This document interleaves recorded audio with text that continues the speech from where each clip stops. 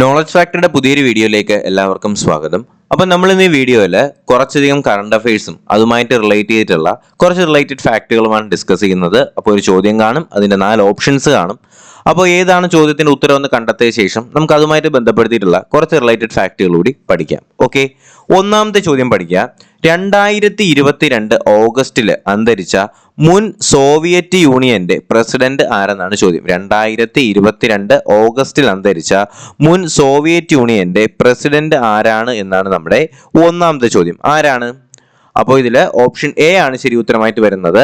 Mikhail Gorbachev ആണ് അല്ലെ. Mikhail Gorbachev ആണ് 2022 ഓഗസ്റ്റിൽ അന്തരിച്ച മുൻ സോവിയറ്റ് യൂണിയന്റെ പ്രസിഡന്റ് ആയിരുന്ന വ്യക്തി.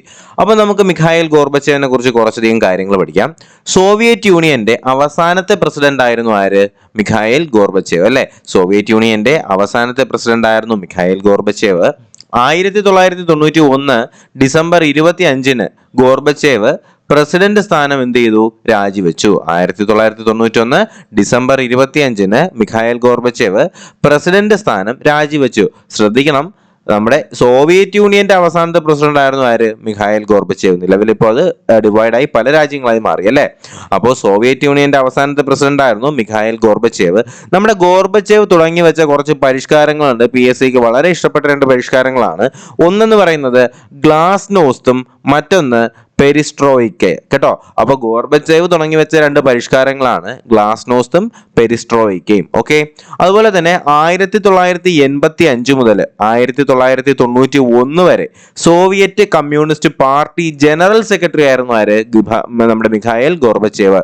85 മുതൽ 91 വരെ സോവിയറ്റ് കമ്മ്യൂണിസ്റ്റ് പാർട്ടിയുടെ ജനറൽ സെക്രട്ടറി ആരായിരുന്നു എന്ന് ചോദിച്ചാൽ മിഖായേൽ ഗോർബച്ചേവ് ആയിരുന്നു. 1990 ഗോർബച്ചേവിന് എന്ത് കൊടുക്കുന്നു? സമാധാനത്തിനുള്ള നോബൽ സമ്മാനം ലഭിക്കുന്നു. 1990 മിഖായേൽ ഗോർബച്ചേവിന് സമാധാനത്തിനുള്ള നോബൽ സമ്മാനം ലഭിക്കുന്നത്.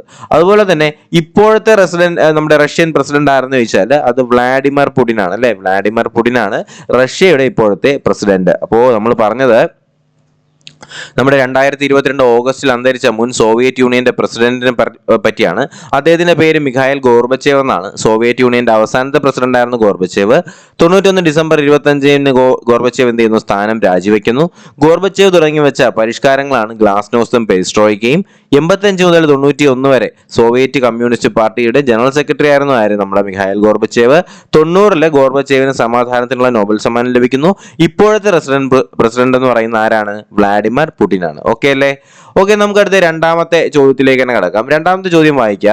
2022 നടന്ന കോമൺവെൽത്ത് ഗെയിംസിൽ ഇന്ത്യയുടെ സ്ഥാനം എത്രാമതാണ്? ശ്രദ്ധിക്കുക, 2022 നടന്ന കോമൺവെൽത്ത് ഗെയിംസിൽ ഇന്ത്യയുടെ സ്ഥാനം എത്രാമതെന്നാണ് നമ്മുടെ രണ്ടാമത്തെ ചോദ്യം. ഇന്ത്യക്ക് 4ാം സ്ഥാനമാണ്. 2022 നടന്ന നമ്മുടെ കോമൺവെൽത്ത് ഗെയിംസിൽ ഇന്ത്യയുടെ സ്ഥാനം 4ാം സ്ഥാനമാണ്. ഓക്കെ, അപ്പൊ കോമൺവെൽത്തുമായിട്ട് ബന്ധപ്പെടുത്തിയിട്ട് കുറച്ച് ചോദ്യങ്ങൾ പഠിക്കാം. 67 സ്വർണവും 57 വെള്ളിയും 54 വെങ്കലവും ഉൾപ്പെടെ 178 മെഡലുകൾ നേടിയ ഓസ്ട്രേലിയയാണ് 1ാം സ്ഥാനത്ത്. അപ്പൊ ഇന്ത്യയുടെ സ്ഥാനം എത്രാമതെന്നാണ് നമ്മൾ പറഞ്ഞത്? ഇന്ത്യയുടെ സ്ഥാനം 4ാമതാണ്. 67 സ്വർണവും 57 വെള്ളിയും 54 വെങ്കലവുമായിട്ട് 178 മെഡലുകൾ നേടി ഏത് രാജ്യമാണ് 1ാം സ്ഥാനത്തെത്തിയത്? ഓസ്ട്രേലിയയാണ് 1ാം സ്ഥാനത്തേക്ക് എത്തിയത്. എന്നാൽ 57 സ്വർണവുമായിട്ട് ഇംഗ്ലണ്ട് 2ാം സ്ഥാനത്തെത്തുന്നു. 57 സ്വർണമായിട്ട് ഇംഗ്ലണ്ട് 2ാം സ്ഥാനത്ത്. അപ്പോൾ 1ാം സ്ഥാനം ഓസ്ട്രേലിയ, 1ാം സ്ഥാനം ഓസ്ട്രേലിയ. 2ാം സ്ഥാനം ആർക്കാണ്? ഇംഗ്ലണ്ട് ആണ്. കോമൺവെൽത്ത് ഗെയിംസ് ആണ്. 2ാം സ്ഥാനം ഇംഗ്ലണ്ട് ആണ്. അടുത്ത് പറയുന്നത് ആർക്കാണ് 3ാം സ്ഥാനം എന്നാണ്. കാനഡയ്ക്കാണ് ഇവിടെ 3ാം സ്ഥാനം കിട്ടിയിട്ടുള്ളത് കേട്ടോ. ആർക്കാണ് 3ാം സ്ഥാനം? കാനഡയ്ക്കാണ്. കാനഡ. ഓക്കെ, കാനഡയ്ക്കാണ് 3ാം സ്ഥാനം. അതില് 26 സ്വർണവും 32 വെള്ളിയുമായിട്ട് കാനഡയാണ് 3ാം സ്ഥാനത്തുള്ളത്. അപ്പോൾ ഓസ്ട്രേലിയ 1, ഇംഗ്ലണ്ട് 2, കാനഡ 3. ഇന്ത്യക്കാണെങ്കിലോ, ഇന്ത്യക്ക് 22 സ്വർണവും 16 വെള്ളിയുമായിട്ട് ഇന്ത്യ എന്ത് ചെയ്യുന്നു? 4ാം സ്ഥാനത്താണ് എത്തുന്നത് കേട്ടോ. ഇന്ത്യക്ക് 4ാം സ്ഥാനമാണ്. 22 സ്വർണ്ണ മെഡലാണ് എന്ത് ചെയ്യുന്നത്? ഇന്ത്യക്ക് ലഭിച്ചിട്ടുള്ളത്. 2022 കോമൺവെൽത്ത് ഗെയിംസിൽ പുരുഷ ട്രിപ്പിൾ ജമ്പിൽ സ്വർണം നേടിയ മലയാളിയാണ് എൽദോസ് പോൾ. വളരെ പ്രധാനപ്പെട്ട ചോദ്യമാണ്. അപ്പൊ എൽദോസ് പോൾ ആരാണ്? 2022 കോമൺവെൽത്ത് ഗെയിംസിലെ പുരുഷ ട്രിപ്പിൾ ജമ്പില് സ്വർണം നേടിയ മലയാളി ആരെന്ന് ചോദിച്ചാൽ അത് എൽദോസ് പോൾ ആണെന്ന് അറിഞ്ഞിരിക്കുക. എൽദോസ് പോൾ ട്രിപ്പിൾ ജമ്പ് താരമാണ്.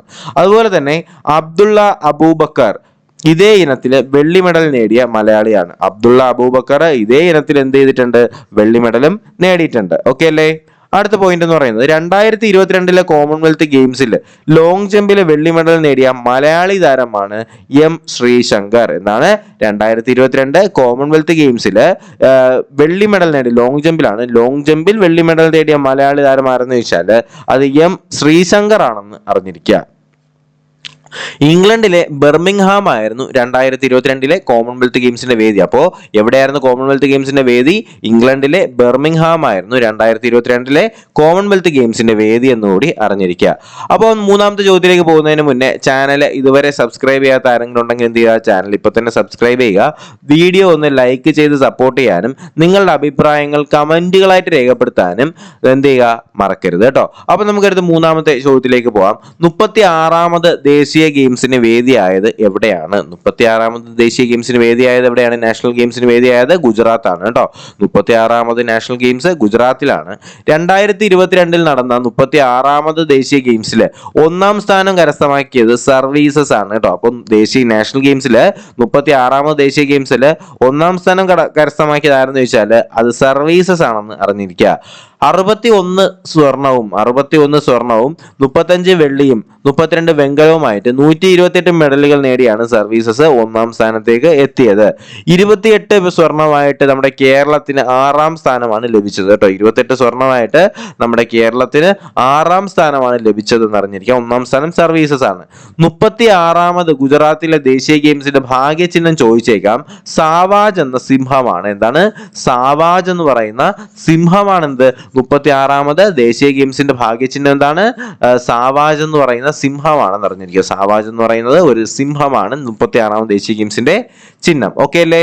അടുത്ത പോയിന്റ്, ഇന്ത്യ ഒന്നിക്കും ഇന്ത്യ ജയിക്കും എന്ന ആശയമാണ് ഗെയിംസിന്റെ മുദ്രാവാക്യം കേട്ടോ. അപ്പൊ ഇന്ത്യ അതിന്റെ മോട്ടോ അല്ലെങ്കിൽ അതിന്റെ ആശയമാണ് ചോദിച്ചിട്ടുള്ളത്. നമ്മുടെ 36ാമത് ദേശീയ ഗെയിംസ് ഗുജറാത്തിൽ വെച്ച് നടന്നിട്ടുണ്ടായിരുന്ന സാവാജ് എന്ന് പറയുന്ന സിംഹം ഭാഗ്യചിഹ്നമായി വരുന്ന ദേശീയ ഗെയിംസിന്റെ ലോഗോ എന്താണെന്ന് ചോദിച്ചാൽ, അതിന്റെ മോട്ടോ എന്താണെന്ന് ചോദിച്ചാൽ ഇന്ത്യ ഒന്നിക്കും ഇന്ത്യ ജയിക്കും എന്ന് പറയുന്നതാണ് കേട്ടോ. അപ്പൊ ഈ ഒരു കാര്യം കൂടി നിങ്ങളൊന്ന് മറഞ്ഞിരിക്കുക. അടുത്ത ചോദ്യം എന്ന് പറയുന്നത് 4ാമത്തെ ചോദ്യമാണ്. പെഗാസസ് എന്ന് പറയുന്ന ഒരു സ്പൈ സോഫ്റ്റ്വെയർ അല്ലെങ്കിൽ ചാര സോഫ്റ്റ്വെയറിനെ കുറിച്ച് നമ്മളെല്ലാവരും അറിഞ്ഞതാണ് അല്ലെ. പെഗാസസ് അന്വേഷണത്തിന് നിയമിച്ച സാങ്കേതിക വിദഗ്ധ സമിതിക്ക് മേൽനോട്ട ചുമതല വഹിക്കുന്ന മുൻ സുപ്രീം കോടതി ജഡ്ജി ആരെന്ന് ചോദിച്ചാൽ അത് RV രവീന്ദ്രനാണെന്ന് അറിഞ്ഞിരിക്കുക കേട്ടോ. അപ്പോൾ പെഗാസസ് എന്ന് പറയുന്ന ചാര സോഫ്റ്റ്വെയറുമായിട്ട് ബന്ധപ്പെടുത്തിയിട്ടുള്ള അന്വേഷണത്തിന് നിയമിച്ച സാങ്കേതിക വിദഗ്ധ സമിതിയിലെ ചുമതല വഹിക്കുന്ന സുപ്രീം കോടതി ജഡ്ജി ആരെന്ന് ചോദിച്ചാൽ അത് RV രവീന്ദ്രനാണെന്ന് അറിഞ്ഞിരിക്കുക. മുൻ മേധാവിയായിട്ടുള്ള ആലോക് ജോഷി, സൈബർ സുരക്ഷാ വിദഗ്ധനായിട്ടുള്ള ഡോക്ടർ സുദീപ് ഒബ്രോയ് എന്നിവരാണ് മറ്റ് അംഗങ്ങൾ. ഈ സമിതിക്ക് സാങ്കേതിക ഉപദേശം നൽകുന്നത് ഡോക്ടർ നവീൻ കുമാറും ചൗധരിയും ഡോക്ടർ അശ്വിൻ സുനിൽ ഒക്കെയാണ്. ഇതൊന്നും വളരെ ഇമ്പോർട്ടൻ്റ് ആയിട്ടുള്ള കാര്യമൊന്നുമല്ല. അടുത്ത് ശ്രദ്ധിക്കേണ്ട ഈ ഒരു പോയിന്റ് ആണ്. ഇസ്രായേലി കമ്പനിയായിട്ടുള്ള NSO ഗ്രൂപ്പ് നിർമ്മിച്ച ചാര സോഫ്റ്റ്വെയർ ആണ് പെഗാസസ്. അപ്പൊ എന്താണ് പെഗാസസ് എന്ന് ചോദിച്ചാൽ ഇസ്രായേൽ ആണ് കേട്ടോ. ഇസ്രായേൽ കമ്പനി ആയിട്ടുള്ള NSO ഗ്രൂപ്പ് നിർമ്മിച്ച ചാര സോഫ്റ്റ്വെയർ അല്ലെങ്കിൽ സ്പൈ സോഫ്റ്റ്വെയർ ആണ് എന്ത്? പെഗാസസ് എന്ന് അറിഞ്ഞിരിക്കുക. ന്യൂയോർക്ക് ടൈംസ് ആണ് ഇന്ത്യ പെഗാസസ് വാങ്ങിയെന്ന് ആദ്യം റിപ്പോർട്ട് ചെയ്ത മാധ്യമം അല്ല. അവർക്ക് എന്തെങ്കിലുമൊക്കെ പറഞ്ഞാൽ മതിയല്ലോ. അപ്പോൾ ന്യൂയോർക്ക് ടൈംസ് ആണ് ഇന്ത്യ പെഗാസസ് വാങ്ങിയെന്ന് ആദ്യം റിപ്പോർട്ട് ചെയ്ത ന്യൂയോർക്ക് ടൈംസ്. പിന്നെയാണ് നമ്മുടെ പ്രധാനമന്ത്രി രാഷ്ട്രപതി അവരെ എന്ത് ചെയ്തിട്ടുണ്ട്? ഹാക്ക് ചെയ്തു എന്ന് നമ്മൾ അറിയുന്നത് അല്ലെ. കേന്ദ്ര വിവരാവകാശ സാങ്കേതിക വകുപ്പ് മന്ത്രി ആരെന്ന് ചോദിച്ചാൽ അത് അശ്വനി വൈഷ്ണവാണ്. കേന്ദ്ര വിവരാവകാശ സാങ്കേതിക വകുപ്പ് മന്ത്രി ആരാണ്? അശ്വനി വൈഷ്ണവാണെന്ന് അറിഞ്ഞിരിക്കുക. 5ാമത്തെ ചോദ്യം, ഇന്ത്യയിലെ ആദ്യത്തെ ഗ്രാഫീൻ ഇന്നവേഷൻ സെന്റർ സ്ഥാപിക്കുന്നത് എവിടെയാണ്?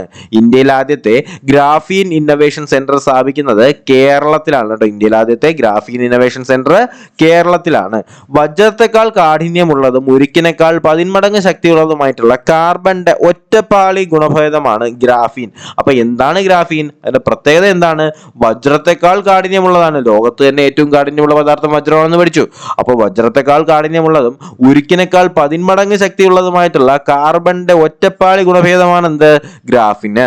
മികച്ച വൈദ്യുതി താപചാലകമായിട്ടുള്ള ഗ്രാഫിനെ സിലിക്കണിന് പകരമായി ഉപയോഗിക്കുകയാണ് കേട്ടോ. അപ്പോൾ സിലിക്കണിന് പകരമായിട്ട് എന്ത് ചെയ്യാം? ഗ്രാഫീൻ ഉപയോഗിക്കാം. ഇതൊരു മികച്ച വൈദ്യുതി താപചാലകമായിട്ട് എന്ത് ചെയ്യാം, ഉപയോഗിക്കാം.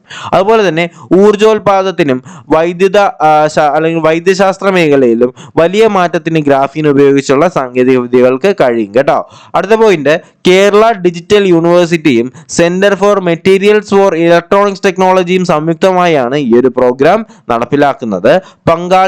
അല്ലെങ്കിൽ ഇതിന്റെ ഈ പദ്ധതിയിൽ പ്രധാന വ്യാവസായിക പങ്കാളിയായിട്ടുള്ളത് ടാറ്റ സ്റ്റീൽസ് ആണ്. ടാറ്റ സ്റ്റീൽ ആണ് ഈ ഒരു ഗ്രാഫീൻ ഉൽപാദനത്തിലെ പങ്കാളിയായിട്ടുള്ളത്, ടാറ്റ സ്റ്റീൽസ് ആണെന്ന് അറിഞ്ഞിരിക്കുക.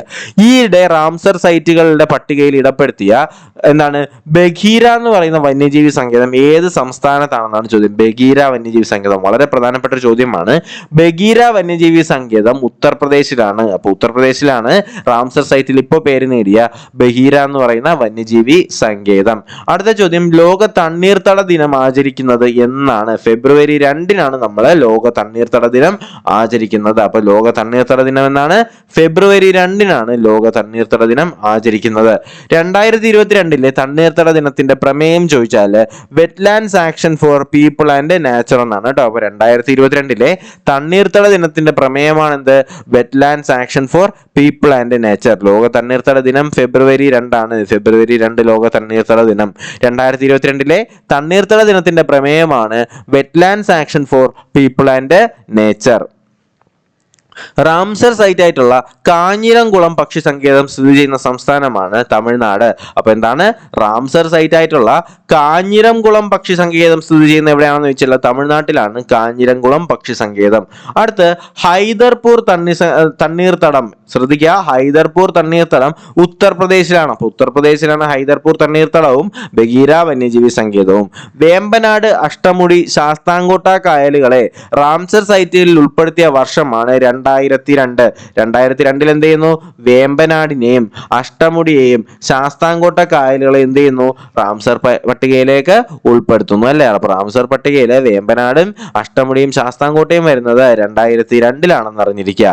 ചൗരി ചൗര സംഭവത്തിന്റെ 100-ാം വാർഷികം ആചരിച്ചത് എന്നാണ്? ചൗരി ചൗര സംഭവത്തിന്റെ 100-ാമത്തെ വാർഷികം ആചരിച്ചത് 2022 ഫെബ്രുവരി 4-നാണ് അല്ലെ?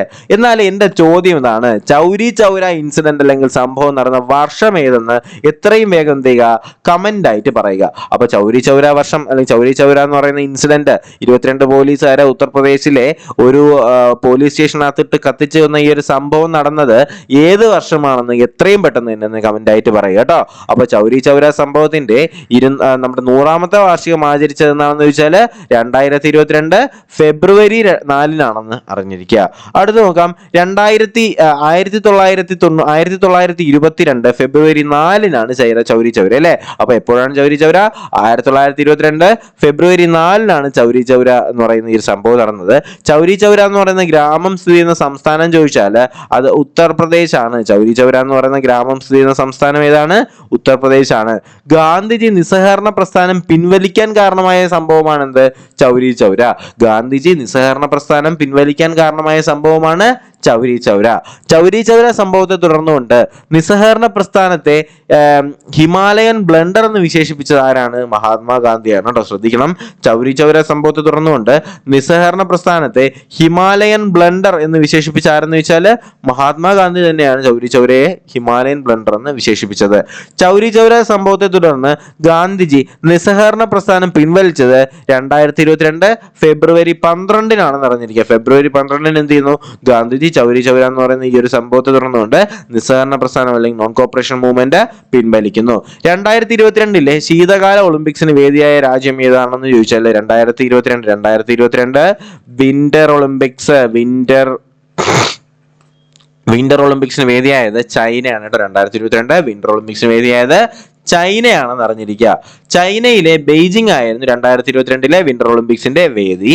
2022 വിന്റർ ഒളിമ്പിക്സിൽ പങ്കെടുത്ത ഏക ഇന്ത്യക്കാരൻ എന്ന് പറയുന്നത് കാശ്മീരിൽ നിന്നുള്ള സ്കീയിങ് താരമായിട്ടുള്ള മുഹമ്മദ് ആരിഫ് ഖാൻ ആണ്. മുഹമ്മദ് ആരിഫ് ഖാൻ മാത്രമാണ് 2022 വിന്റർ ഒളിമ്പിക്സിൽ പങ്കെടുത്ത ഏക ഇന്ത്യക്കാരൻ. ആരാണ്? കാശ്മീരിൽ നിന്നുള്ള സ്കീയിങ് താരം മുഹമ്മദ് ആരിഫ് ഖാൻ ആണ്.